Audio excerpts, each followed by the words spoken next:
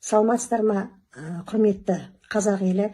Мен Түркістан облысы Жетісай ауданында қарасты мектептерде география пәнінен сабақ беремін. Қожахметова Нұрбала Исмаиловна боламын.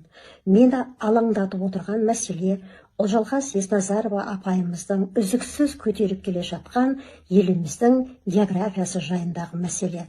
Мұны соңғы кезде Егемен Қазақстан газетінде көтерілген бұл ұсыныс өте орынды деп білемін.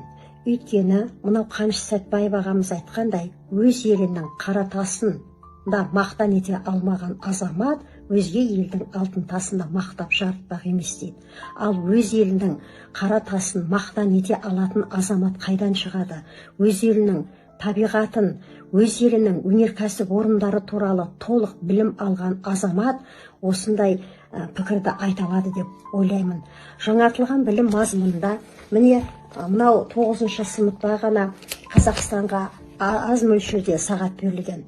Бұл кітапта бір сағаттың ішінде бүкіл Қазақстанның табиғатын, бір сағатқа бүкіл Қазақстанның территориясында қорықтарды, бір сағатта бүкіл Қазақстан жеріндегі кен орындары туралы, ал бір сағаттың ішінде Қазақстанның өнеркәсібі туралы біз мәліметті беруіміз керек.